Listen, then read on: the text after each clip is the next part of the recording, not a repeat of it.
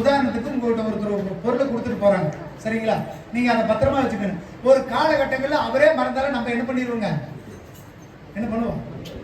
அவரே மறந்துட்டா இருப்பாங்க. இல்ல அவர் என்னைக்கோ ஒரு பணம் கொடுத்தாருங்க, அவர் கொடுத்தது என்ன பண்ணலாம், நம்ம மறந்துடலாம். நம்ம இனிமேல் என்ன செய்ய வேண்டாம், கொடுக்க வேண்டாம். உங்களுடைய காசை ₹1 கூட நீங்க அபகரிக்காதீங்க, ₹1 கூட எடுக்காதீங்க, ₹1 கூட மத்தவங்கிட்ட வாங்காதீங்க, அநியாயமா வாங்காதீங்க, அநியாயமா கொடுக்காதீங்க. அல்லேலூயா. அதனால நீங்க குற்றவாளிகளாய் மாற்றப்படுவீங்க. துரோகம் உங்களை என்ன பண்ணுங்க, குற்றவாளியாய் மாற்றும். பார்த்து சொல்லப்படுது பாருங்க, மனுஷன் செய்யற மாதிரியே நீ செய்யற. எப்படி செய்யற? ஒருத்தங்கிட்ட உங்ககிட்ட ஒருத்தன் கொடுத்தானா அதை என்ன பண்ணிடுற, பாதியை குறைச்சுக்கிட்டு என்ன பண்ற, நீதி தான் கொடுக்குற. முழுசா வாங்குறத நம்ம கொடுக்குறோமா?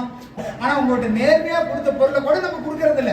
நேர்மையா நமக்கு கிடைச்ச பணத்தை கூட நம்ம என்ன பண்றது இல்லைங்க, கொடுக்கறது இல்ல. வஞ்சிச்சு என்ன பண்ணிடுறோம், நம்ம வச்சுக்கிறோம். சரி அப்புறம் கொடுத்துக்கலாம், அவன் கேட்கும் போது கொடுத்துக்கலாம், இல்லைன்னா விட்டுறலாம். ₹1 நீங்க கொடுத்துதான் ஆகணும், கணக்கு ஒப்பு வச்சுதான் ஆகணும்.